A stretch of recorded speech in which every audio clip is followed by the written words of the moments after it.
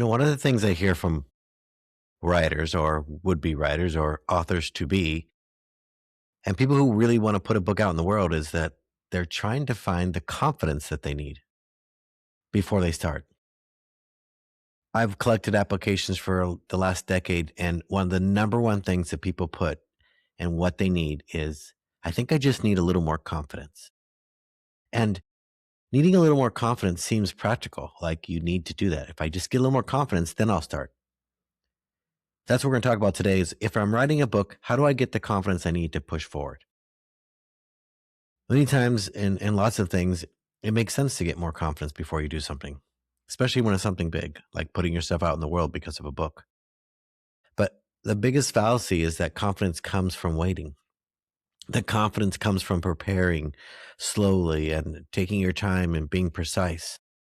I see a lot of people with amazing ideas for books and a heart to do it get stuck right there because they think that waiting will help them find their confidence if they just get the idea more fine tuned, because they're afraid if they don't get the right idea, they won't have the right confidence. So they try another idea, and that doesn't bring confidence either. And they try another idea. I once had a client who wrote I thought was a wonderful book, at least the book guts of a book, a manuscript, that shitty first draft. And yet when it was time to kind of move forward, they're like, wait, this isn't the book. I got distracted. I got off track and I wanted to do it differently. And so they're like, let me write another draft. And because they're a great writer, they quickly wrote another draft. And I thought, amazing. Well, if this is the book, then let's move forward. Well, I think I need to combine the other draft with this draft. And they had excuse after the excuse about why they couldn't move forward. And I was really surprised because they had written multiple manuscripts. They were waiting for this idea of confidence coming. And sometimes confidence doesn't come while you wait. You have to say, yes, I'm moving forward now.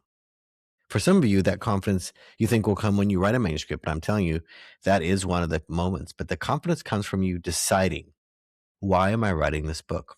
What do I need to do this for? Why does this book have to come out of me? Your clarity comes from knowing deeply about what's your why. Why am I doing this? What might this do for me? What might I need in order to get farther ahead? And that's what I help people do. I help people feel like I'm in their corner to get the confidence they need. Whether you're a first time writer or you're writing a third book, or maybe you've even decided that you're going to rewrite that book that was sitting in your hard drive. You need to know for certainty that confidence comes from action, not from waiting, not from wondering how. So if you think you're ready to write a book, you're probably right. And there's no magic fairy going to come and bestow on you this feeling. That feeling of uncertainty, that feeling of not knowing, feeling sort of uneasy is exactly what you need.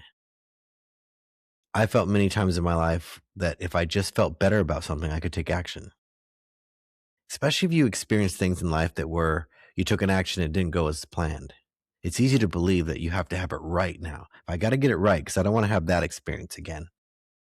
But if you change the way you see writing a book and creativity as that there can't be anything wrong, you can't do it wrong, then you'll let off the gas a little bit of this pressure you're putting on yourself to do something perfectly. You see, a book is just a snapshot of who you are, like a photograph.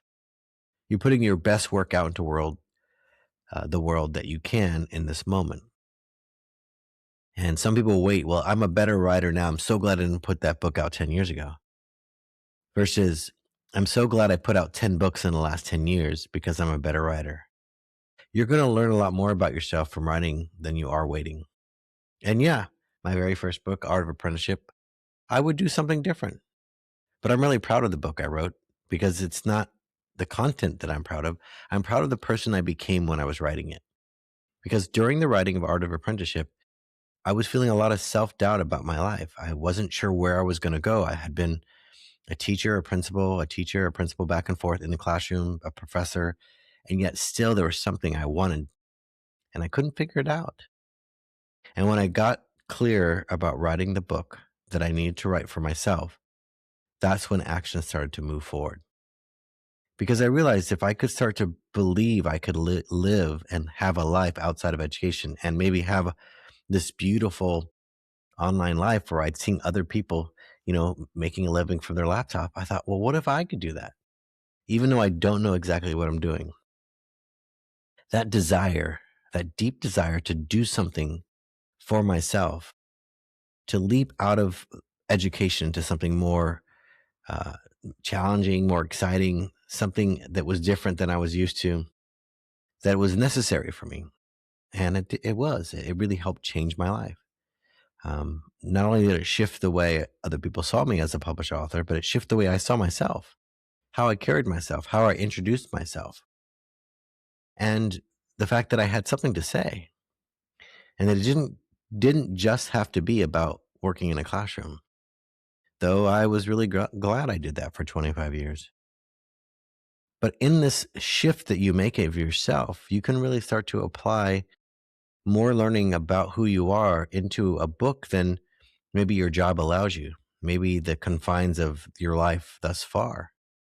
Because a book's about who you are just as much as it is about what you know. Because look, let's face it, in the time of now, as I'm recording this in 2026, AI is able to do amazing things, even write. I've had a lot of people ask me, should I let AI help me write my book? Sure, in any way that you want it to help you, but just know that it's going to write. If you have it write for you, it's going to change your viewpoint. It's going to change your voice. But we can help you organize. It can help you be a thinking partner. But writing is a creative act where you get to display who you are, share your imperfections, not how perfect your writing can be. And eventually your AI everyone will start sounding the same if you haven't noticed already. And we want to kind of hear your voice. We care about what you believe, who you are. We want to know what your perspective is. Because in the world of information, we're not going to need to know more about your knowledge. We're going to need to know, but why do you think this matters? So if you're thinking about writing a book, I guarantee you there's never been a better time. Books aren't going away. Books aren't dissolving. People aren't running from bookstores. Actually, the trends are up that bookstores are actually surging. People are looking for something outside of their phone, outside of social media, outside of their television. And they're looking for a unique perspective. They're looking for someone to follow, to understand. And they don't need you to be perfect. They just need you to be real. Yes, you can make words better and better. Editor's job is to help you with that. You don't have to do it all alone. But having a perspective is something no one can give you. That comes from your life, from the person that you are. And I've read hundreds and hundreds of books by authors because on this podcast, that's what I've done most of the time is interview authors about their books. Some of them are great and I'm blown away, and others, they're just like other books. And I try to sift through them and make the best choice I can. But what I've learned about reading books, and even reading books that I then said, no, I don't want to have this person on my show, is that the people with the perspective are the ones that get me excited because they're making me think differently about something that I might already know about. So if you're looking for confidence, if you're looking for something deeper, I want you to check out the show notes because I'm placing these episodes out there so that I can inspire you to take action. Stop sitting on the sidelines. Stop being everybody's best kept secret. And if you're one of those people who has a book, a manuscript, a draft, a second draft, a third draft, but you still haven't published, it's time. And what you don't need is more confidence. You need to take action. And your action might be to join one of these small incubators or small programs that I'm offering so you can actually move forward because you know how to write a book, right? It has a beginning, middle, and end. You just put words on a page and there's chapters or there's not chapters. And then the last sentence, there's a period or an explanation. You know what they mean. Question mark, some sort of punctuation. And that's what the end of the book is, just a final period. But the confidence you need is going to come from getting sort of mentorship through this. Mentorship through this feeling of, I don't know if I can do this or that'll matter. What if people laugh? What if it's not good? I want my first book to be the best book. You're creating all these unrealistic expectations, and I can help you get through it. And if you haven't already gone to authorselite.com, please do. There's plenty of resources there besides this podcast that will help you. And join one of our programs. Join the thing that will help you get through this block. And you're waiting for something. You're waiting for a signal, and this might be it. But waiting isn't going to give you more confidence. Action is. Confidence is in the perfect amount will get you to move forward. And sometimes you just need to hear from somebody else that it's time. You don't have to wait. No one's going to give you another nudge. Maybe this be the only nudge you get. So many people die with a book inside of them. Just don't let it be you. Be the one who writes the book. Be imperfect. And as my friend John Selner says, imperfect action. That's the best action you can take. All right. I'm glad you tune in. If you're listening to these podcasts, I want you to keep being inspired. Me. Post it on social media. I'm writing my book. Tag me. I want to know. I want to cheer you on. Tell me what your book's about. Send me an email. I want to know why you're doing what you're doing. What's motivating you? What's pulling your heart? Because what pulls you to do the thing is more important than the thing you do. You know? It's like the inspiration doesn't have to come in any particular package, but your reason why is so important. Right? I look forward to seeing your book out there in the world and reading it and hopefully hearing about the amazing things that you do, the things that make a book possible in the world because you have one, because you decided today's the day I'm writing my book.